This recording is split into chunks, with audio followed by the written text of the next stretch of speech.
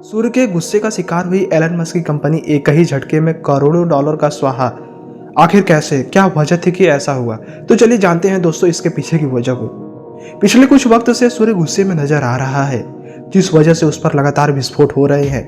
यही विस्फोट सौर तूफान का कारण भी बनते हैं, जो अंतरिक्ष की हर दिशा में फैल जाते हैं। इसके अलावा ये तूफान अपने रास्ते में आने वाली हर चीज को नष्ट करने की कोशिश करते हैं।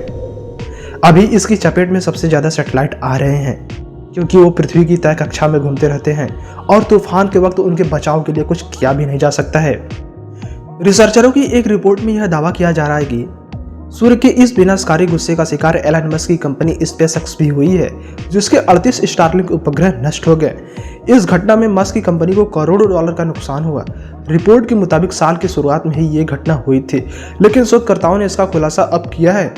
अभी हाल ही में अमेरिका के गैलेक्सी 15 सैटेलाइट का कंट्रोल और तूफान की वजह से टूट गया था। यूएस और चीनी शोधकर्ताओं ने एक अध्ययन में पाया कि 3 फरवरी को फ्लोरिडा के कैनेडी स्पेस सेंटर से 49 इंटरनेट सैटेलाइट को लॉन्च किया गया था। उस वक्त सूर्य से कोरोनल मास इजेक्शन हुआ, जिस वजह से पृथ्वी के पास ये भयंकर सौर तूफान गुजरा। इसकी चपेट में आने से कई सैटेलाइट बर्बाद हो गए।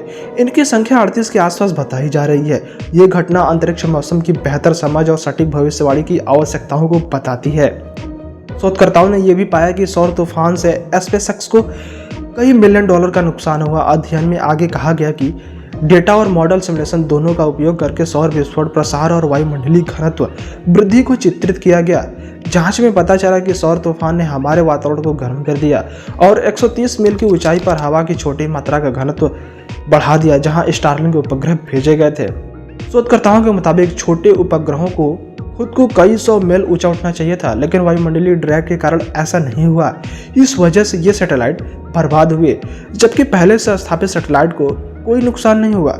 अभी एलन मस्क के 3000 से ज्यादा सैटेलाइट अंतरिक्ष में हैं और कंपनी हजारों की लॉन्चिंग की योजना बना रही है।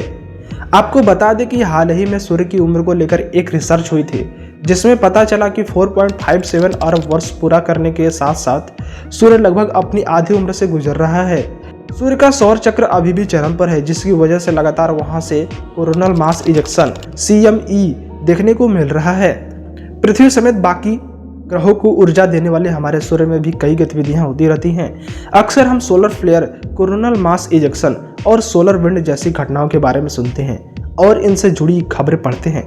सूर्य में होने वाली इन एक्टिविटीज का असर कई बार पृथ्वी तक होता है। अमेरिकी अंतरिक्ष एजेंसी नासा के नजरिए से आज हम इन 3 गतिविधियों के बारे में जानेंगे। तो चलिए समझते हैं इनमें आपस में क्या अंतर है।